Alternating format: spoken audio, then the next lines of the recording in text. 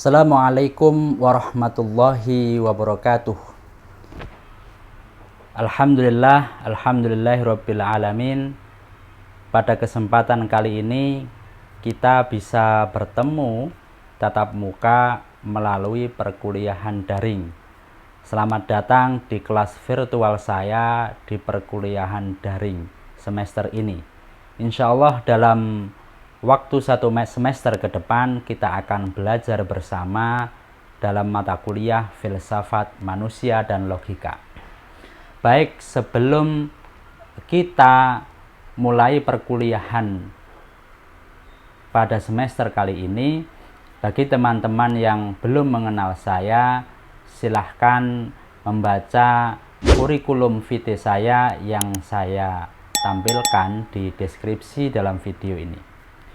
Untuk mengawali perkuliahan ini, saya akan menyampaikan rencana pembelajaran semester filsafat manusia dan logika serta kontrak perkuliahan pada mata kuliah filsafat manusia dan logika.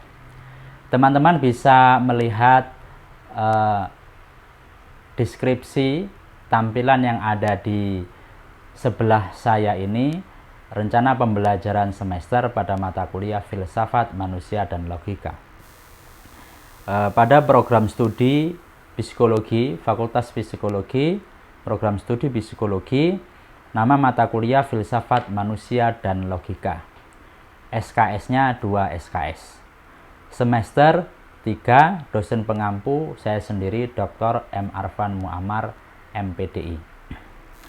Capaian pembelajaran mata kuliah pada mata kuliah filsafat manusia dan logika ada 5 kompetensi yang diharapkan di akhir mata kuliah ini. Yang pertama adalah mahasiswa memiliki kompetensi tentang hakikat dan esensi manusia dalam kajian filsafat, kemudian kedudukan manusia dalam filsafat humanistik dan ilmu sosial humanistik, madhab-madhab filsafat manusia, filsafat logika serta kaitannya dengan ilmu psikologi, dan yang terakhir menjadikan landasan pemahaman filsafat manusia sebagai landasan pemikiran tentang kajian psikologi sebagai fondasi pemahaman terhadap hakikat anak didik sebagai manusia Indonesia.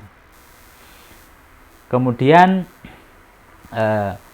kemampuan akhir yang diharapkan dalam mata kuliah kali ini atau kompetensi dasar dalam mata kuliah kali ini ada 12 kemampuan akhir yang diharapkan. Yang kemampuan akhir ini nanti akan menjadi tema diskusi kita pada semester kali ini atau dalam mata kuliah filsafat manusia dan logika.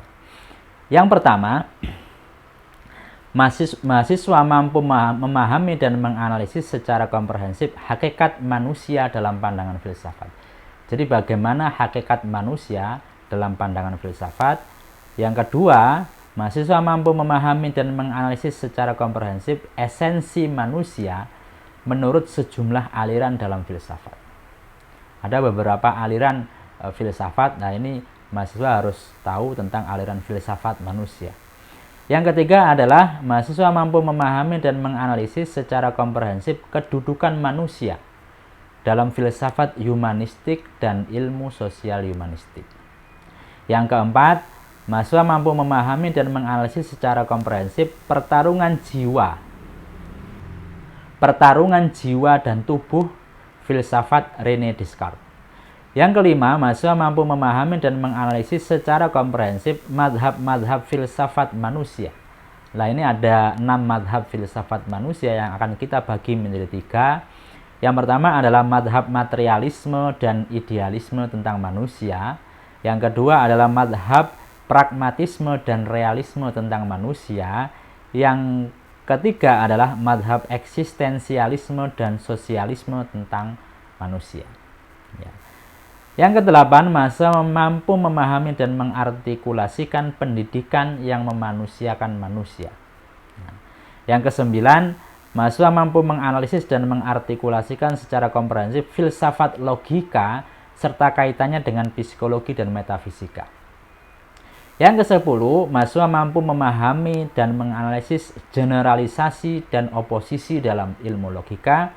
Yang ke-11, mahasiswa mampu memahami dan menganalisis secara komprehensif analogi dalam ilmu logika. Dan yang terakhir, mahasiswa mampu memahami dan menganalisis secara komprehensif penyimpulan, atau kalau dalam ilmu mantik itu istidlal dan silogisme dalam ilmu logika.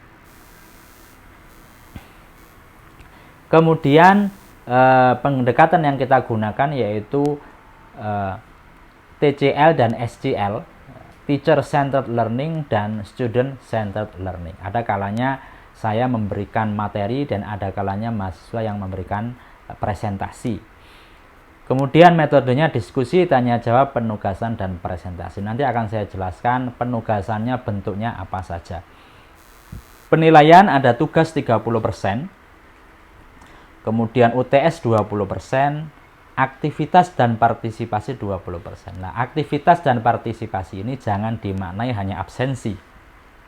Aktivitas dan partisipasi ini adalah terkait partisipasi Anda dalam diskusi yang nanti setiap kali pertemuan akan ada materi yang akan saya upload dan kemudian mahasiswa diwajibkan untuk berdiskusi. Pemateri yang menyampaikan tidak hanya membuat materi kemudian ditinggal, tetapi juga harus diskusi. Kalau ada mahasiswa yang mengisi absensi dari awal sampai akhir itu penuh tetapi diskusi tidak pernah ada, itu saya anggap sama saja tidak mengikuti perkuliahan. Maka mahasiswa harus wajib mengikuti aktif dalam berdiskusi. Dan setiap akhir pertemuan nanti akan saya buatkan pertanyaan sebagai bentuk evaluasi apakah mahasiswa betul-betul menyimak materi yang sudah disampaikan, menyimak video yang disampaikan ataukah belum. Itu untuk mengukur ketercapaian dan pemahaman mahasiswa terkait materi yang sudah disampaikan. Dan yang terakhir adalah ujian akhir semester 30%, yang semuanya di total berjumlah 100%. Ada beberapa rujukan atau referensi yang utama, yaitu ada Zainal Abidin, Filsafat Manusia, Memahami Manusia Melalui Filsafat, kemudian Jalaluddin dan Abdullah Idi, Filsafat Pendidikan, Manusia, Filsafat dan Pendidikan, Abintoro Prakoso, Hukum, Filsafat Logika dan Argumentasi Hukum, B. Arif Sidarta, Pengantar Logika, Sebuah Langkah Pertama Pengenalan Medan Telaah, Haidar Bakir, Memulihkan Sekolah, Memulihkan Manusia, Memulihkan Kembali Falsafah Pendidikan Kita. Dan hingga ke 11 referensi utama, mahasiswa bisa melihat pada daftar yang saya tampilkan di sebelah.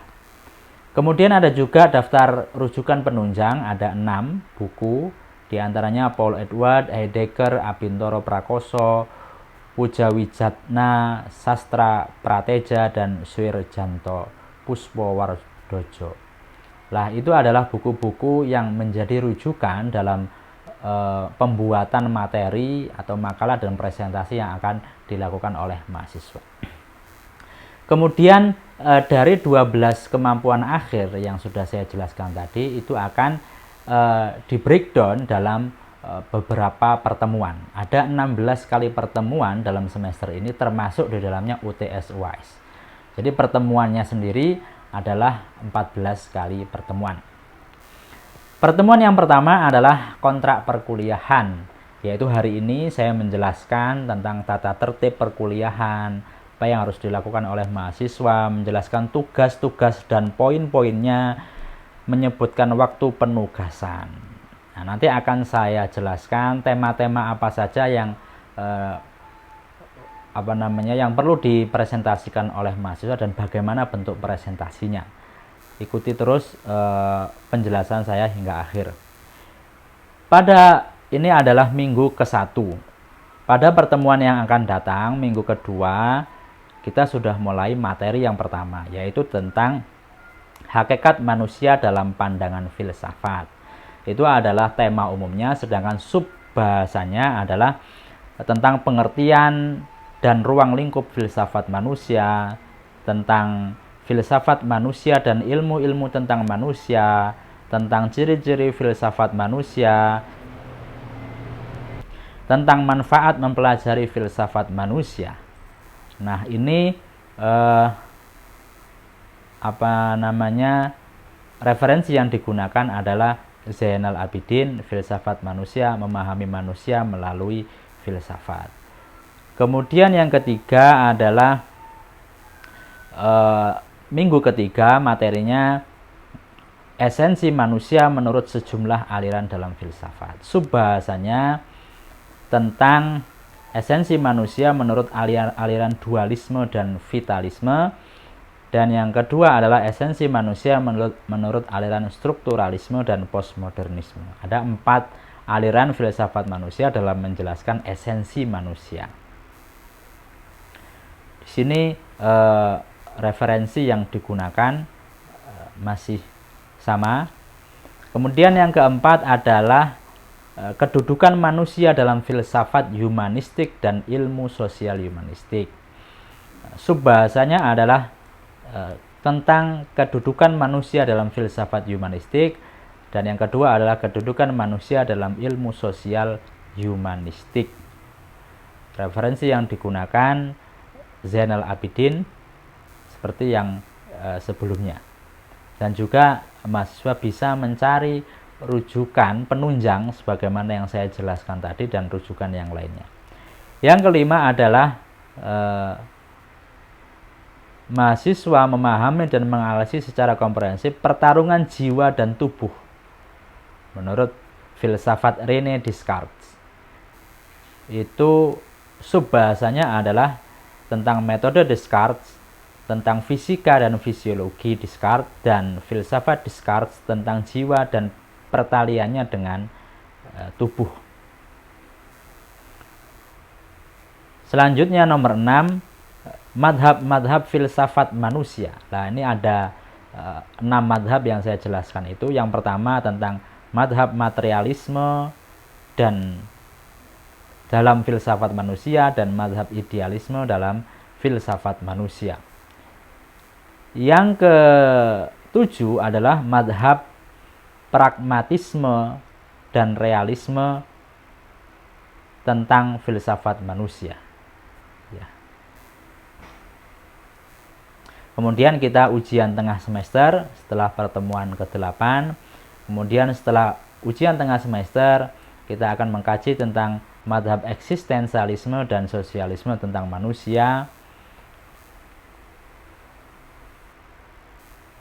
Kemudian ke-10, mahasiswa mampu mengartikulasi pendidikan yang memanusiakan manusia.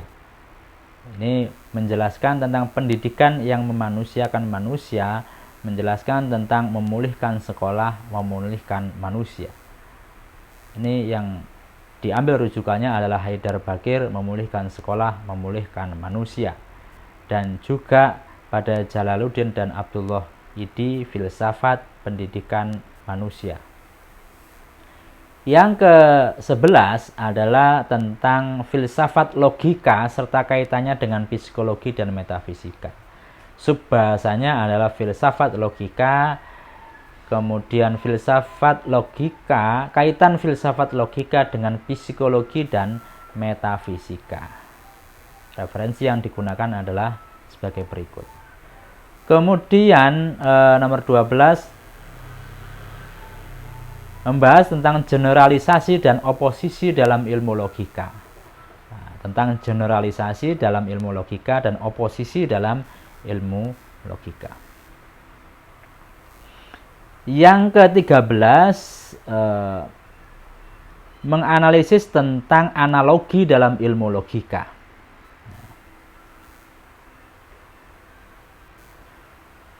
Yang ke-14 pertemuan terakhir adalah membahas tentang penyimpulan atau istidlal dan silogisme dalam ilmu logika.